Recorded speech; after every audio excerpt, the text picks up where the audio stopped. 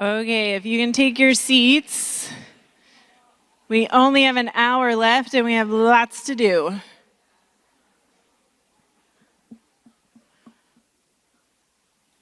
Oh.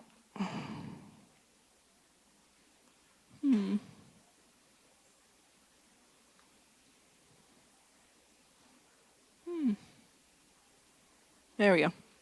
Okay, I'm going to start with logistics because I hate ending with logistics, especially today. Just to give you a preview, we're going to maybe do a little bit of an emotional, slightly cheesy thing at the end, so I don't want to then be like, here's logistics. Okay, here's some logistics. If you're if you're here for Math Institute and you're part of Math Institute tomorrow, please come to one of these lovely breakouts. All of them will be really powerful, I'm sure. So please come to one of those. Here's the thing we've seen over and over again, and I want to land on this part. We've been leaning into this changing normalized practices in leadership all day. I want to name the tension that we're trying to hold. One is that's really hard because it's largely out of our control and our systems are pushing so hard on us to keep doing things exactly the way we've always done them. That is true. And also, there are things we can do differently. Both of those things are true. Okay, so we've been thinking about how these routines can help us develop new ways of working and learning and designing together, how they can help us have different kinds of conversations with our teams, bring more people into the learning. That's what these routines can help us do. So today we played with what is really two adaptations, if you look across, of these different routines. And I want to emphasize again, they're adaptations. Change it around, play with it. Do a little bit of it, do multiple pieces together. There's lots of ways to play with these conversation structures. They should be adapted. I want to just flash through some ways that I've seen other people adapt them because we didn't get to do everything. You can keep going with these Post-its, okay? A really amazing thing to do is, when you have more time than we had, sort the Post-its. What would happen if you sorted them on this spectrum? What might you see? What conversations might you have? What about this spectrum? Or continuum is maybe the better word here. What about this continuum? What might you see? What conversations might your team have that you often maybe don't have? What about this one? Right? This was coming up when I had you remove a few. This is a different way into that same question. This is another interesting one. Okay, so I'm just flashing these up as examples of other ways you can keep going with the activity that we did and dive deeper into some of the Post-its. Again, this could be over a few different meetings even, right? You could keep your messy Post-its and do some different activities with them over time. You can also mix together the dots and the continuum. So with one group, they first sorted them, but they first just put stickers on things we have to do, things we could stop doing, things we could change, and then they sorted them. And that gives you another interesting visual. It opens up new conversation spaces. Here's the thing to think about. What might happen if your team did this routine every 6 months? Or what might happen if you did it for different role groups that you were in charge of designing for? Teachers, you could even do this for your kids. What are all the things kids are expected to do or have to do or engage with all day? Kids experience incoherence in our classrooms also. Okay? Then this other question I would love for you to think about is how could these routines move across our systems to support learning? I want to show you two quick examples. One of them from Michigan, one of them not from Michigan, of how this exact routine we used moved across spaces and supported learning, okay? This is some work I've been doing with DC Public Schools. So one giant school district. They experienced the exact thing we just did last October. We had APs as our focal learning group that we were thinking about because it was district leaders thinking about leader learning, okay? Then they asked me, could you help us think about facilitating this for a broader group of district leaders? And we did it virtually to make sure as many people could come. Okay, notice the adaptation there. Then the district leaders decided we actually want to just have cabinet do this activity. And we want to focus on principles. That led to some really obvious strategic changes to how they presented their strategic priorities for the year to their principal supervisors. So I'm just showing you this path that can happen, right? Then I just heard last week, they did this activity with all 115 principals and 50 central service leaders. So what's happened in that district now? I can't count that number of people. Over 200 leaders in their system have started thinking about coherence in the same way, have started seeing how messy their system is together, right? Notice how it moves. They're doing fundamentally different things. They're bringing different conversations into different spaces. They're encouraging different people to learn together. All right, I realize I didn't give these friends a heads up, but Ms. Keegan, let's talk about you now. Hopefully I captured our story correctly. This activity was facilitated with just curriculum directors, but this is a key move that at least I think was made. The ISD superintendent was invited. So then watch how it travels. Oh, that's a random arrow.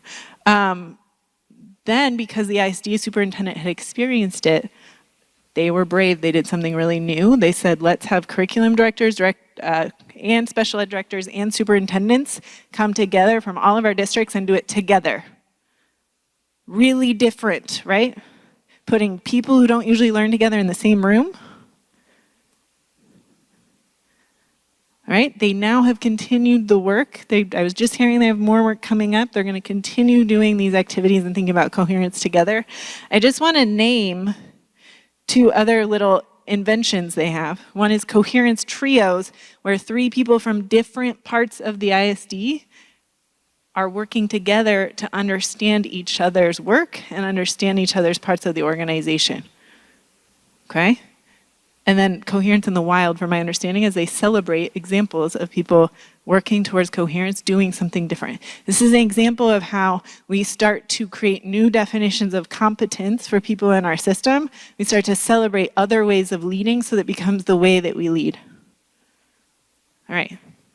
Again, people are doing small, each of these is a small thing on its own, but notice as it grows over time, it's a big thing. So here's what I want you to think about. These routines, those are some examples of just this one routine, but there's a bunch more in our design cards, some of which you experienced yesterday or in other times we've worked together. Here's what you only have 5 minutes for this at your tables. Do not get caught in the weeds.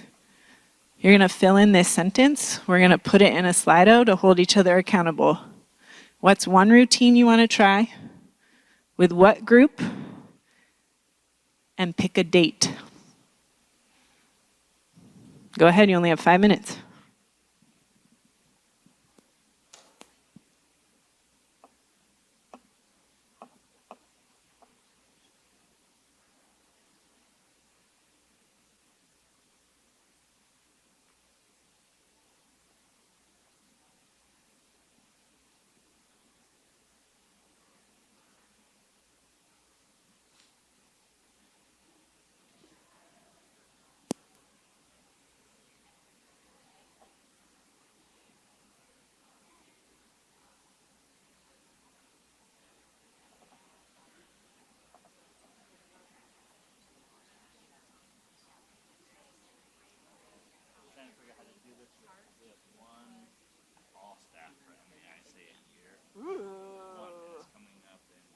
All right.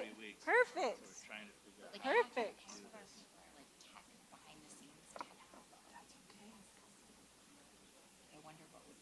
What would happen for them if they understood?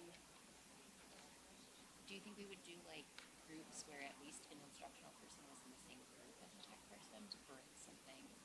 Yeah, but you can also put different people at the center. So what happens, so like when I've done it with Muskegon as an ISD, right? They think about their district leaders as they put district leaders at the center.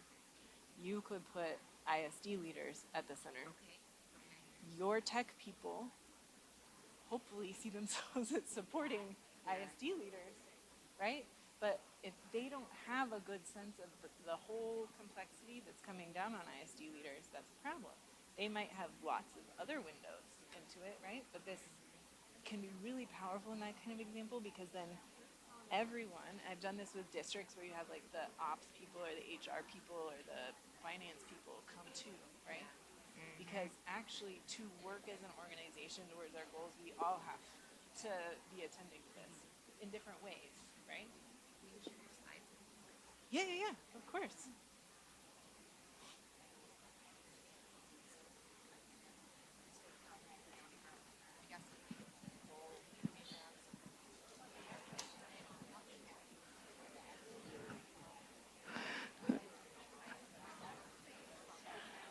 Okay, as you feel like you have one, it is in the Slido.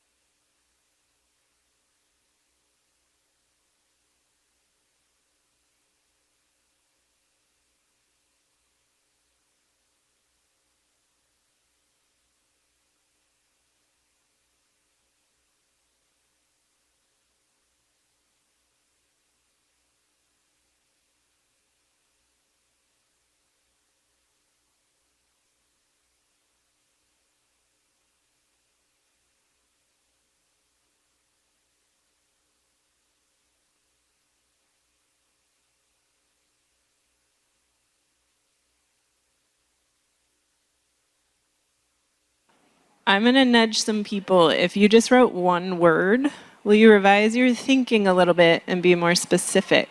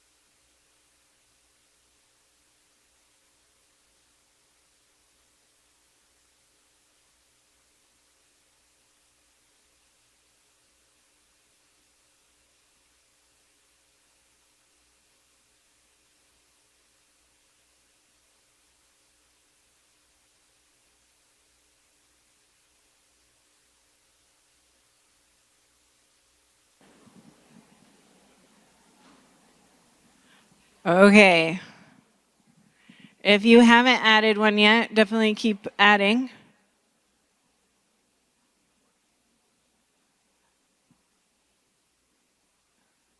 I heard at least one table said, okay, you're going to email so and so right now. What an idea. If there's something you could do right now to set the ball rolling on this so that you can actually get it on the calendar somewhere, do it, okay?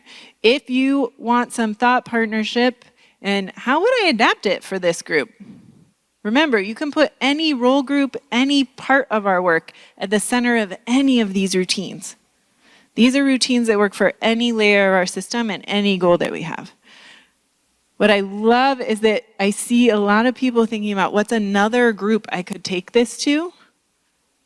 And what I would love to hear stories about over the year is how did that grow, right? Those slides I had where you saw it started in one place with Miss Geegan and it's grown to something different. Let's start telling each other those stories because that's how we start to see that it works. All right, are we ready to move to the next thing? I know this is hard to stop talking about. So we just did, what's something we're gonna do as a team? Now we're gonna think about the different roles that we play. It came up multiple times. Different roles have different power, different control over different things, right? So what I'm actually gonna give you a chance to do in a moment is meet up with some people who have similar roles to you and think a little bit about what you could do fundamentally different in the coming year. Because again, we're trying to notice our elephant and switch it to this, right? What do I have control over? What could I do differently? And what do I need the people around me to do differently? You get to hold both of those lenses as you go into these conversations. So here's what you're going to do. Oh, I did want to say this. And I guess I forgot to finish typing the last sentence. As I hope you've seen today, doing something fundamentally new can be a tiny thing. Or it can be a big thing. So let yourselves really name both sizes or all the range of sizes of things that you might do, right? If all you can do is change 30 minutes of your time, do it. If all you can do is change the question you ask, this is one of my favorite shifts to make, rather than saying, how did the lesson go? Ask, what did you learn? That's a shift from, did you do it right or wrong? Is really what people hear, right? To, what did you learn from that? These little moves we make add up to a really different culture for our people, okay? What I was going to finish writing under advocate is I think something all of us need to do differently in our roles, including myself, is figure out how to do a better job of advocating for the work that matters for our people rather than just trying to do the work that matters for our people, right? As we've seen over and over again, our bigger systems shape what's possible for us to do. So one way to think about it is what's a different thing I could do in terms of advocating up and out about the work that we're doing in our schools. Okay, here's what I want you to do. I know you all wear multiple hats. Pick the hat that feels most relevant to you in this moment. Don't get stuck on this. Will you go to the zone of the room that feels like it most resonates with you today? And then I'll give you the next step. Oh, will you bring markers from the middle of the table?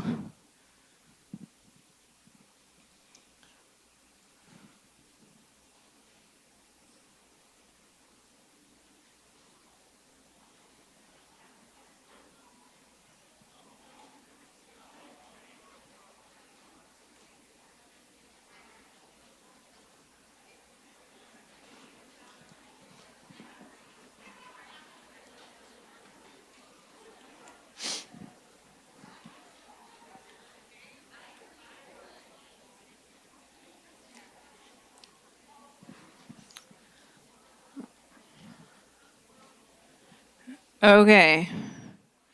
When you get there, we're going to want to get in kind of groups of 5 to 6-ish. So find some friends.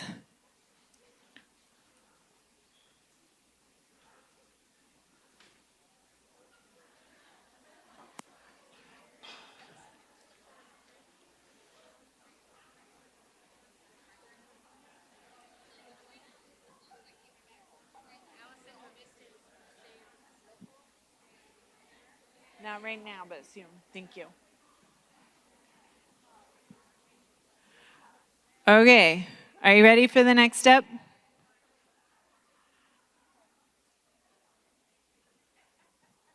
Okay, I'm going to preface this with something important. Sometimes when we're jumping into a new group we haven't worked with before, it can take a couple minutes to warm up.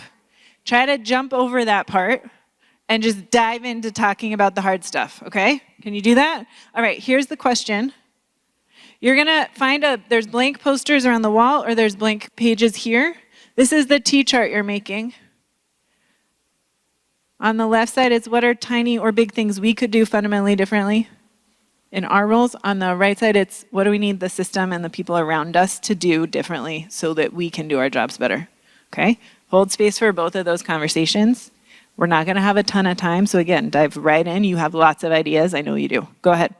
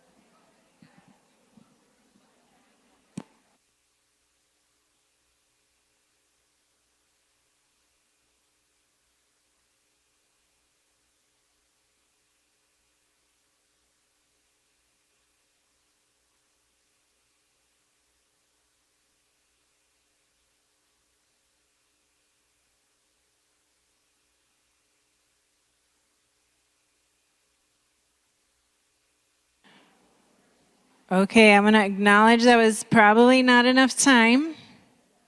We could keep talking about this for a while. Will you look up here for the next step? Okay. Two things. If you are in the middle of the room, can you find a spot somewhere on the outside of the room to put your poster? The second thing is, can you make sure somewhere on your poster it says the broad role group you're part of? That's actually an important part of this, right? Okay. And what we're going to do is, I want everyone to do just like a loop around at least part of the room. And I want you looking at both columns, right? So I want you looking at your own role group. What other ideas do people in your own role group have? But also, please look at another role group. Ideally, a role group of someone you support or design for are quote unquote above in the hierarchy, right? Because their right column is speaking to you. All right, so let's put the posters up. Let's walk around. Let's see what we see.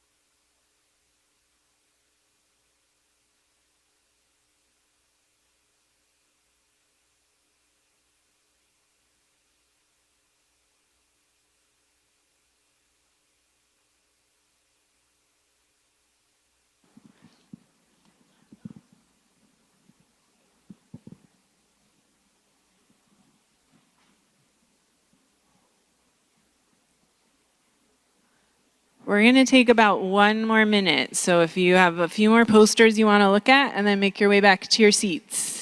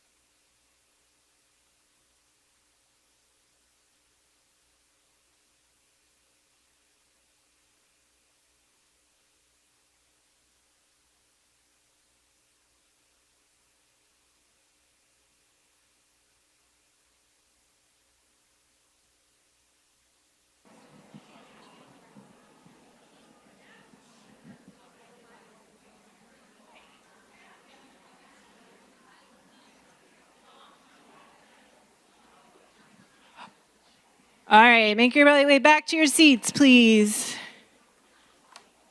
We are rapidly running out of time. You can see your next task is already up on the board. Oh, and I realize there's something that does not make sense. I'm going to do it in a different order. Okay.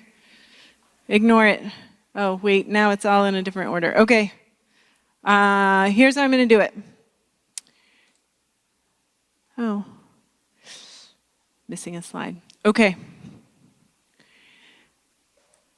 We've done a lot of thinking about the things we want to do differently. Our last about 15 minutes right now, we're going to be doing 2 things.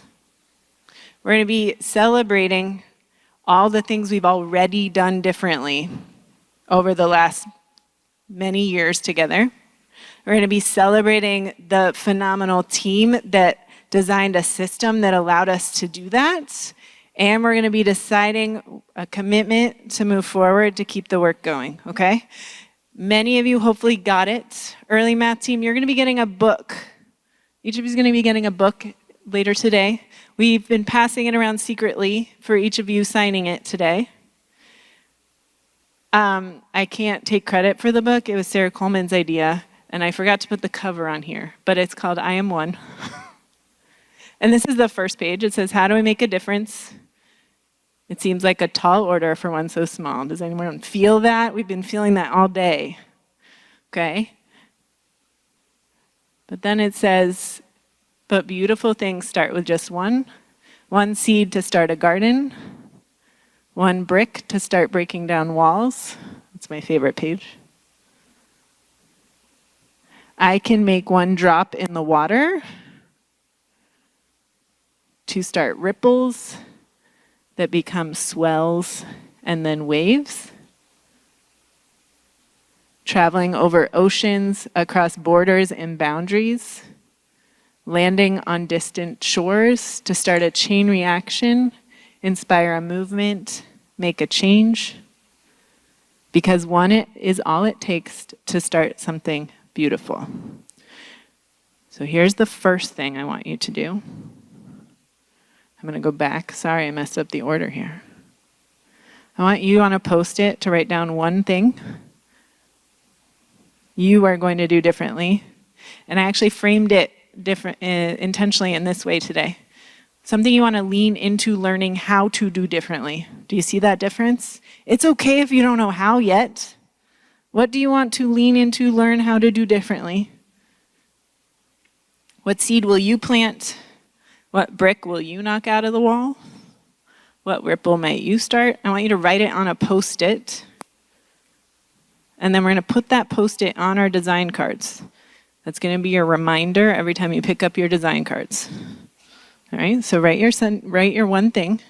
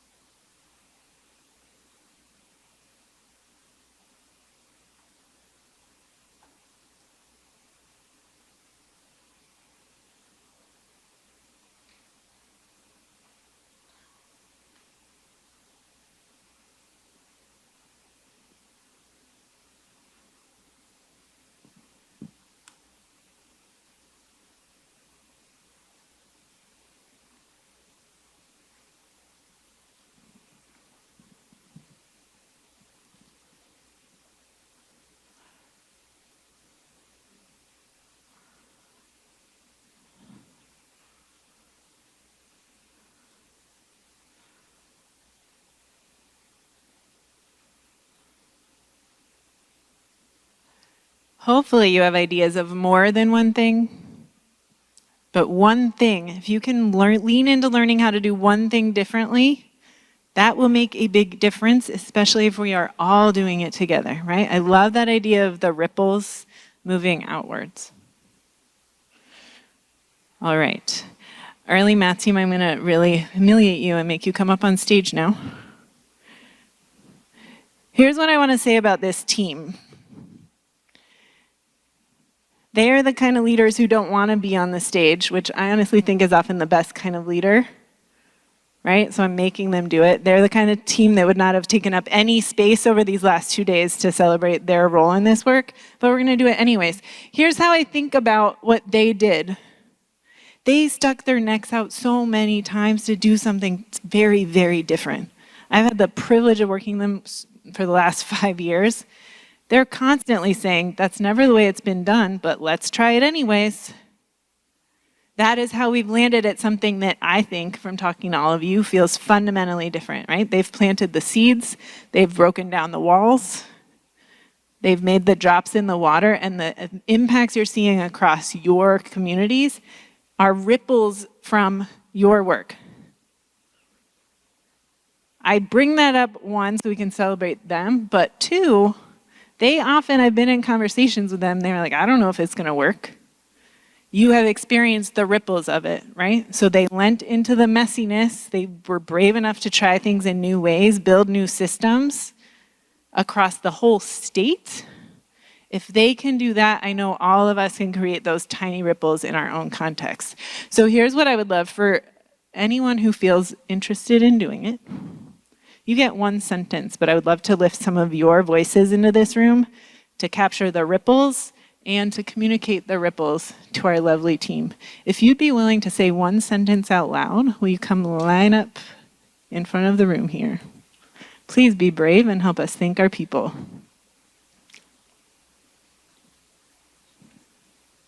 Here's some people coming.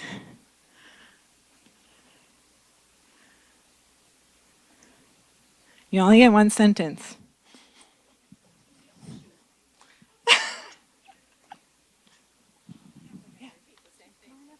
Pass the mic on. Hi, team. Thank you for all the ways that you've poured into us, the ways that you've modeled the things that you've taught us through the things that we've done together. So you didn't just teach us how to do it, but then you embed it into everything that you've done, and that's really helped us learn well so that we can help teachers and students.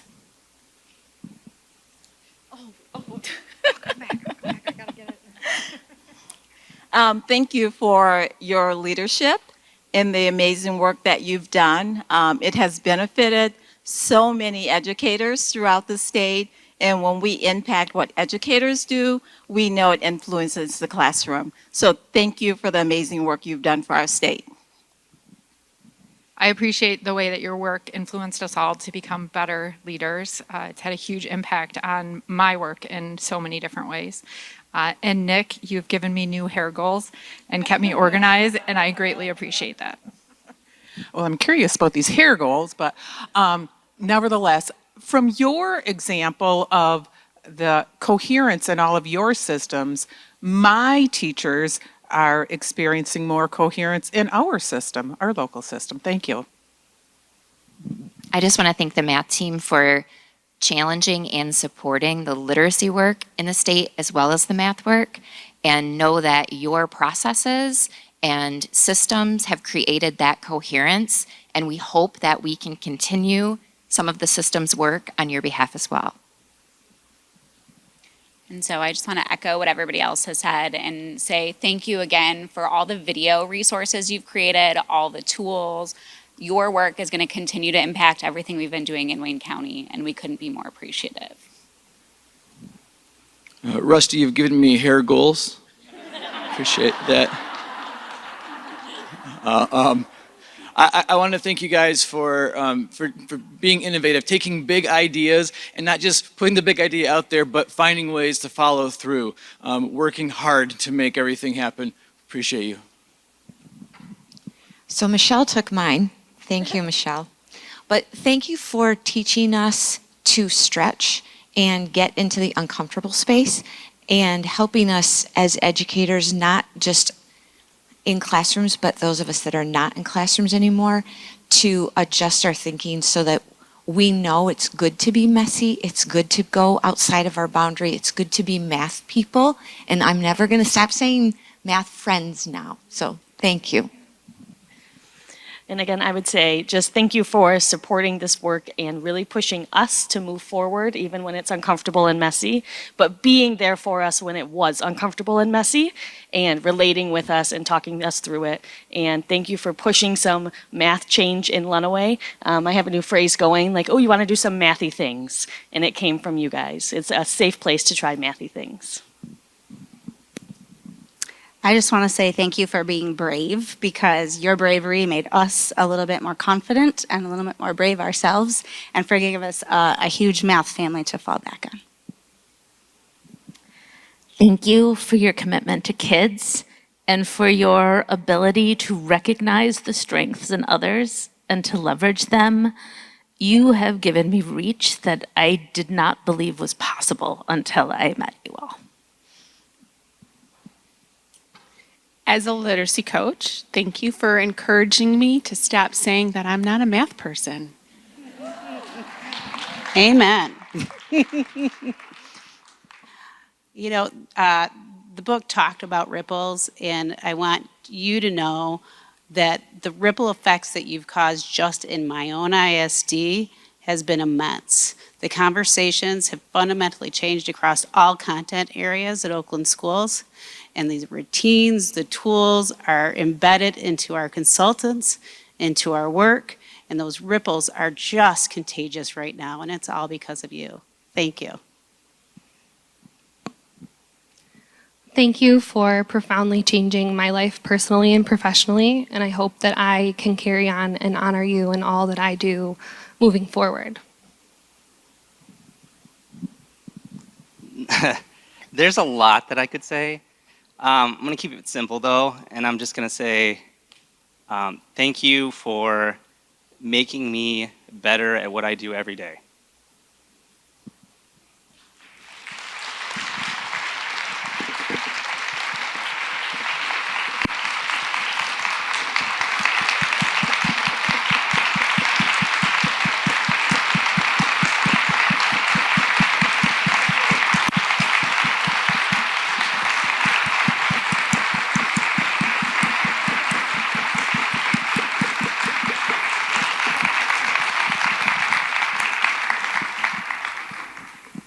Sorry, but I'm not sorry, actually. You can go sit down now if that would feel better for your bodies. Okay. All right, we are almost done. Thank you for giving us space to do that. It's really important. I want to name the two purposes that serves. To think about, actually, one of the ways we build up new ways of being in our systems is to celebrate those ways of being and tell the stories of those ways of being, right? We don't often hear the stories of people who are really reaching out and doing something new. What happens if we start to tell those stories and celebrate those stories, then that's how we start to change the definition of what it means to be a good leader or a good teacher. That's how we start to change what it means to be good at our jobs, right? And that's a big piece of what has been a theme across everything we've talked about today. I don't want to end on that kind of, it's a tricky moment, right? In a way, things are ending the way they have been. We are definitely not done then, though, because here's what I want to say. As you just heard, a wave has started. This was not just, we're going to implement a new math curriculum. This was not an initiative you can just put back in your cupboard with all the other old curriculum. We all have those cupboards. This was not that. This was so much more than math, as we heard from all of our friends who came up just now. This is about fundamentally thinking about our systems in different ways and thinking about what it means to design them for learning for everyone in our systems. So yes, we want to celebrate our team. We want to mourn and have some grief about the fact that there has been this disruption, and also don't for 1 minute think it's over. We have to hold both of those things together, okay? The wave has started. Here's part of why it started, and I want to bring us to our trajectory. Look at the last part of internalization. One of the big differences between compliance and internalization is compliance, I just do it if I'm told to or I'm being held accountable to do it. Internalization means we keep doing it even if we're not told to. That's become the way we do our jobs. So all of you, whether you've been in this work for a few days or 5 years, there are pieces of this work you have internalized that will not go away. They are how you will do your work now. And it was messy. Okay, this was from this beautiful video that Nick made that we saw yesterday. Yes, funding shapes programs. We need funding to pay for things, absolutely. That's a gap we have. But people are what are going to shape the work going forward.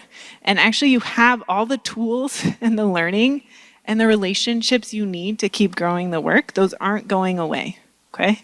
If you don't have design cards, make sure you bring yours home.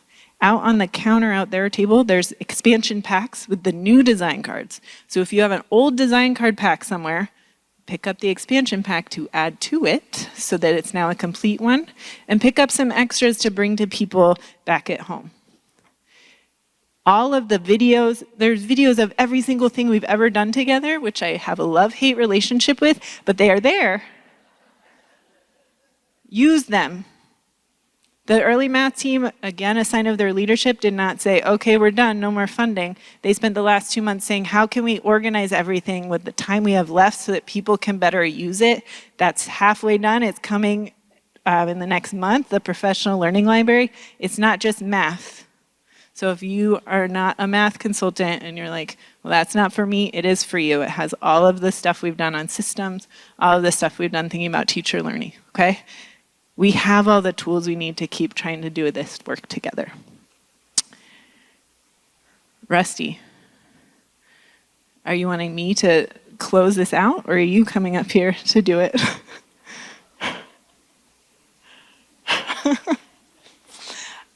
Let me just say this while he's walking up. This work, the last 5 years, has been the biggest joy of my life. It's been the biggest challenge I've ever engaged in. This work is not done at the state level anywhere. I cannot emphasize that to you enough. It's done in some districts, some individual schools. We are doing something really different, and it's actually not going anywhere. Like, no one can knock us down now, right? It's a wave. It's going.